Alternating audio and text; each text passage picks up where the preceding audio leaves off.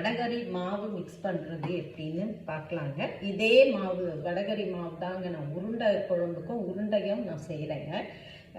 பாருங்கள், இந்த 1 கப் அளவுக்கு நான் வந்து கடலைப்பருப்பு எடுத்திருக்கேங்க. அது கூட ஒரே 1 ஸ்பூன் வந்து துவரம்பருப்பு போட்டு இந்த மாதிரி தண்ணியில் நேற்று முதல் நாள் நைட்டு வச்சு ஃப்ரிட்ஜில் வச்சுட்டாங்க.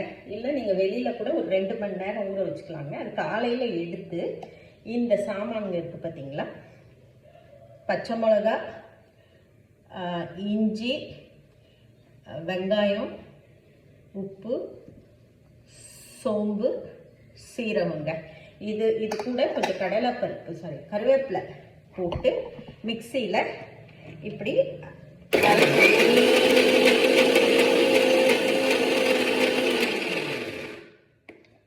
அரைச்ச மாவு ஒன்றும் பாதியுமா இப்படி இருக்கணுங்க.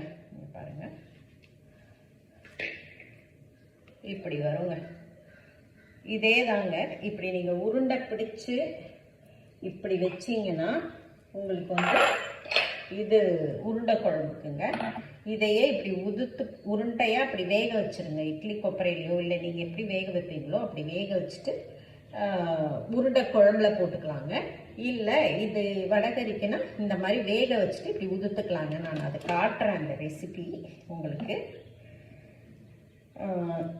இதுதாங்க மாவு.